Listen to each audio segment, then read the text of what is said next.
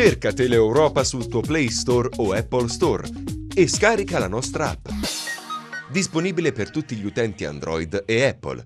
Ti aspettiamo!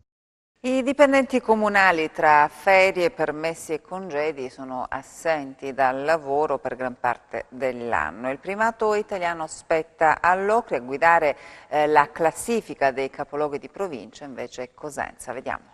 E poi dicono che i comuni non funzionano, pensate che all'Ocri siamo nel Reggino, tra malattie, ferie, permessi e congedi i dipendenti hanno fatto registrare il 99%, per essere precisi il 99,4% di assenza in un anno, un primato nazionale secondo quanto pubblicato oggi dal quotidiano economico Il Sole 24 Ore.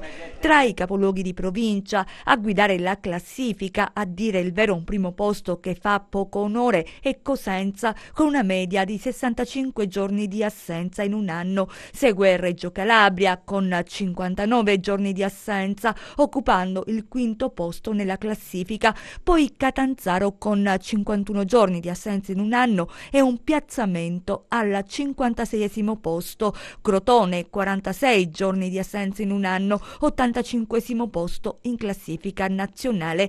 In Calabria a lavorare di più sono i dipendenti del comune di Vibo Valentia, che si assentano solo 23 giorni in un anno. La città risulta essere la più virtuosa della regione, occupando il penultimo posto della classifica nazionale. Il fenomeno degli uffici vuoti è diffuso in Calabria e Sicilia. Non è così in Campania. Inutile dire che in Lombardia e Veneto si è molto presenti dietro scrivanie e sportelli delle case comunali. Per il cittadino significa servizi più efficienti e risposte più rapide. Non è così in una Calabria dove, lo dicono i dati, nei comuni l'attività è rallentata in una cultura evidentemente distorta del pubblico impiego. Cerca Teleeuropa sul tuo Play Store o Apple Store e scarica la nostra app.